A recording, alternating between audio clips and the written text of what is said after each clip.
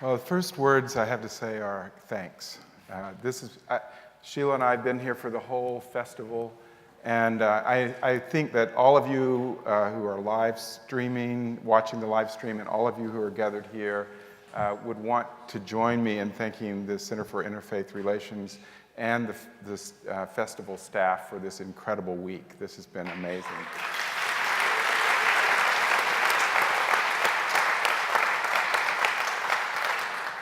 And then I'd like to wonder if you might use just 2 minutes of my time to join me in a chant to honor the earth. Would that be okay? Yeah. Great. So I'm going to ask you to stand. And those of you watching from other places, please join us. And this is the symbol for listen to me. And I'll sing this through all the way once. It has 2 parts, a kind of lower part and a higher part, but it's all one thing, so you need to hear it all the way through. And then I'll kind of guide like this for levels, for notes. These are the words of Chief Seattle. Every part of the earth be to my people holy. Every part of the earth be to my people holy. Isn't that beautiful? Okay, so this is our turn.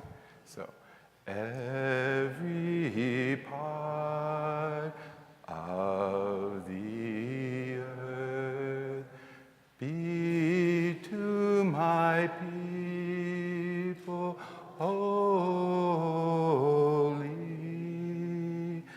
Every part of the earth be to my people holy.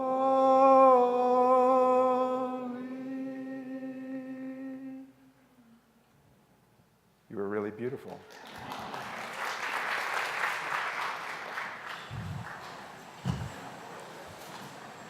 So what I'd like to talk with you about for the few minutes we have together for this is what the spiritual resources are that you and I and all of us need to be able to engage what James Hansen calls the long emergency.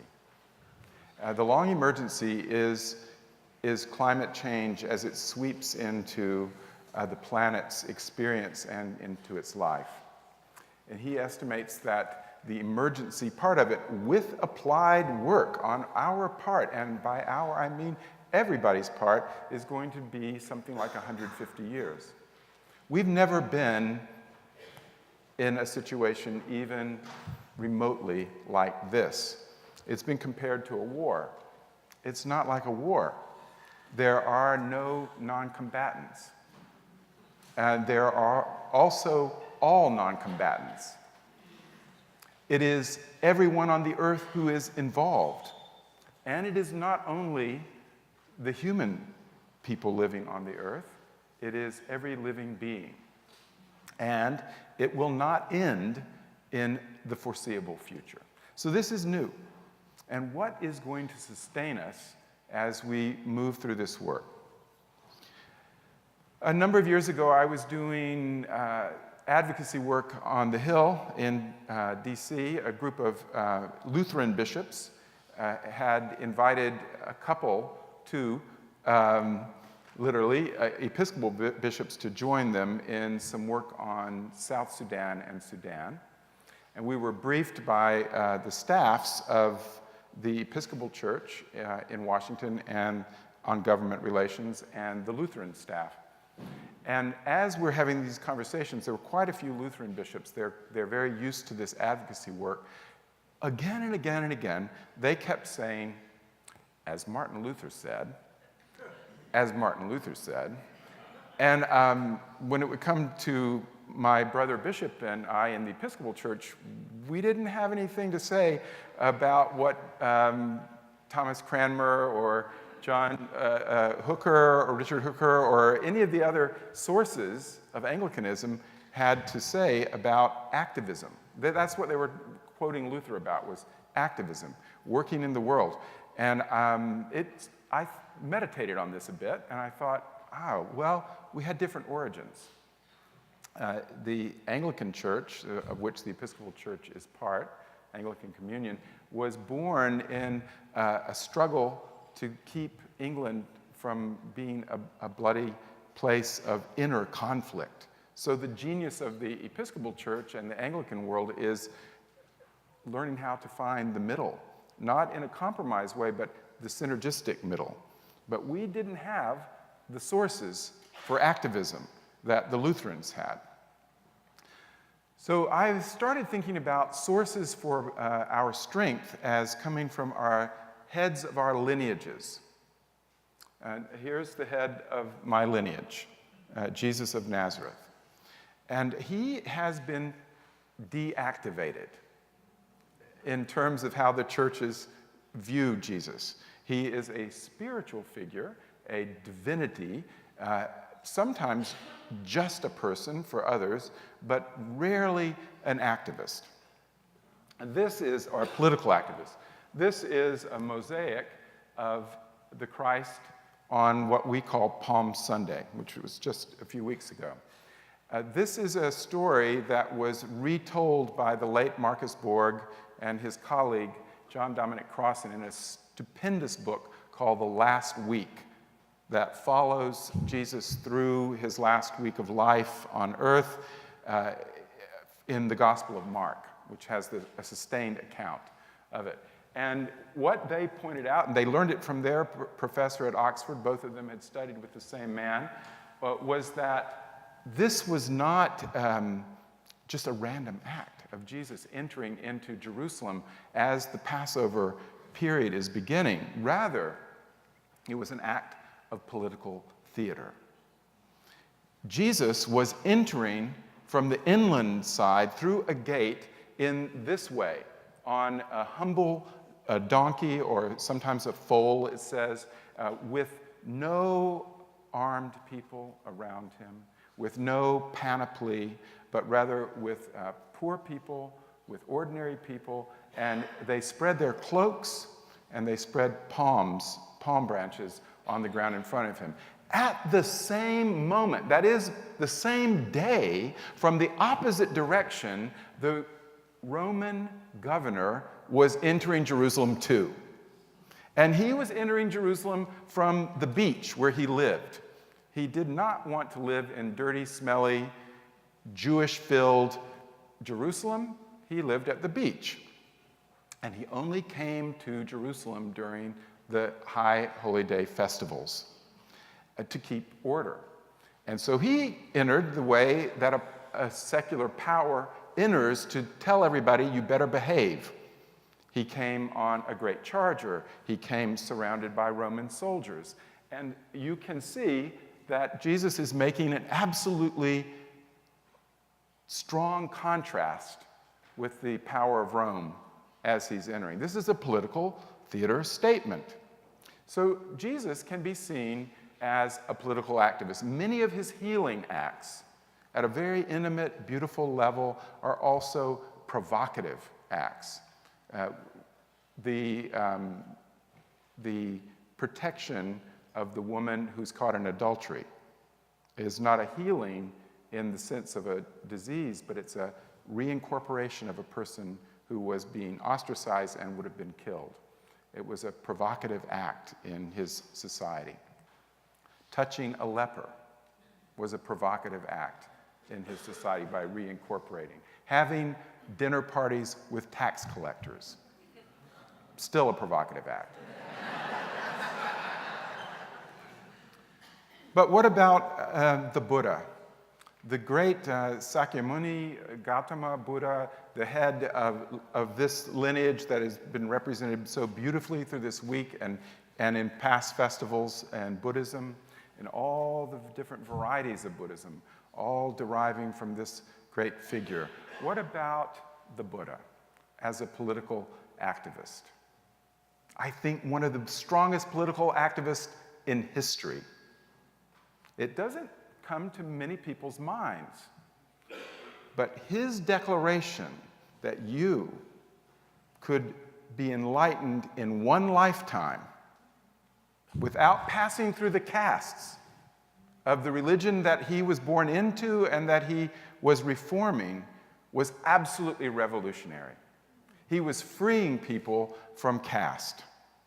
This is often forgotten as one of the most revolutionary spiritual and political and earthly acts of the Buddha. So our lineage heads, if they are reactivated, can be great sources of energy for us in our work of sustaining. They are the shapers of our spirituality. Whoever they may be for your religion, your faith, look to your lineage head and see what the sources of compassion that they put into action in their lives were and be inspired by them. It's also true that there are other drags on our ability to act that have to do with, and they actually put people who are activists in danger if you listen to them. And they are essentially this idea. You can do this spontaneously. You can do this action without planning. Just do it. And I've got Rosa Parks up here, beautiful picture of her saying, the only tired I was tired of giving in. Rosa Parks. I was reading a children's book to a group of children in one of Marian Wright Edelman's freedom schools, and my schedule was kind of crazy. I knew the book I wanted to read to them. I wanted to read them the story of Rosa Parks. I had found in the library the listing of the book, and I zoomed to the local library that's just a block from our house in San Francisco. I checked it out, and I drove to this freedom school, and I started reading, and I was appalled. I couldn't tell the story. Luckily, they were very young children, and I had the book, so I could edit it as I was reading it. But what the book said was Rosa Parks just got tired. She just sat down and wouldn't move to the back of the bus. That's absolutely not true. She had gone through intensive training at the Highlander School in East Tennessee, and then had been part of a community organizing effort, and they had decided she would be the one. She was the representative of this group, ready to act, ready to make this happen. Couldn't be further from the truth that this was a spontaneous action that just happened because she was tired. Similarly, this is the beginning of the Arab Spring, the gatherings in the square in Tunisia that started that whole amazing, hopeful at that time and largely peaceful in Tunisia through that period, revolution, quiet and peaceful revolution, not quiet, but peaceful revolution. I was on a panel as the Arab Spring began with a group of, as some Islamic specialists and scholars in Middle Eastern politics and history, and one of them said to this large crowd, "Isn't this wonderful how this spontaneous action happened?" Absolutely wrong. This was planned for 2 years, using the wisdom from Gandhi and from Martin Luther King Jr. and people who have kept that wisdom alive in the United States and other places. And these young adults in Tunisia were deeply imbued with this wisdom which they asked for and learned and adapted and adopted to their own context and planned. This was a deeply planned action. This is what we must do if we are moving forward with spiritual strength into this long emergency. We must be, as Dr. King was, strategic and thoughtful and plan. And that includes our spiritual planning. The second piece of planning a nonviolent action for Dr. King was one of the most inspiring messages to me of any of this. He said, you must purify your motives. You must purify your motives. You must find out why it is that you're doing what you're doing. The third source, here we have Martin Luther King on your left, and the great Thich Nhat Hanh, who is 91 now, on the right. I call these two, they met in 1966. This is 1966. Each of them was working in their own context. Civil rights in the United States, and the end to the internal conflict, the Civil War in Vietnam for Thich Nhat Hanh. I call them an icon of interbeing. Both of them believed that interbeing, or interconnectedness, or interdependence was at the root of all compassionate action. And then they came together and embodied it in their own support of each other. Interbeing, our sense of interconnectedness, which Dr. King said, the main thing I have to say to you is this: all of life is deeply interconnected, and we are caught in a mutual web of interdependence. This is the basis for our compassionate action, finding that we are indeed caught in this great web of interbeing. So this last fall, there was a call issued to clergy. It was issued by an Episcopal priest on the northern part of the Standing Rock Reservation, John Floberg, and he is not very adept at Facebook, but he's adept at solidarity and good work. And okay, thanks. And he put out a call, he thought, to Episcopal clergy, and 533 clergy of every sort came to Standing Rock. And what I found, I camped there on the Sacred Stone campground, and what I found was that there was a checkpoint as you went into the campground, and it said this: prayer only. And as I went through the checkpoint, a group of Lakota young adults said, no guns, no drugs, no alcohol, no violence. And what I came to believe was, whether they win or lose on the policy, and we're all going to stay connected to this and keep working for a good resolution, they've already won. The seeds of compassion that they planted within their own community are the seeds that will continue to sustain them for the future. Sheila and I have also been representing the Episcopal Church at the UN Climate Summits. This is the one in Paris, COP21, and we were in Marrakesh for COP22. What I want to say to you there is that despite, we were there when the US presidential election happened. Our president is largely a climate denier and said he would pull us out of the Paris Agreement. He hasn't done that yet, but here's the good news for all of us in the long emergency. You and I, as faith bodies, as part of faith bodies, in partnership with what are called subnational bodies, that is, states like Kentucky or California, cities like Louisville or San Francisco, in partnership with businesses, can actually fulfill the US commitment to the Paris Agreement.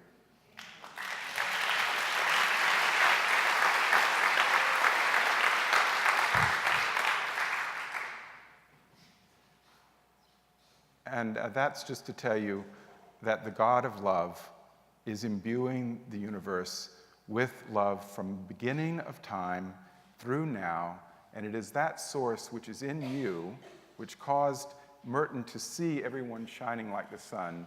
If they had looked up with the eyes of the heart open, would have seen him shining as well.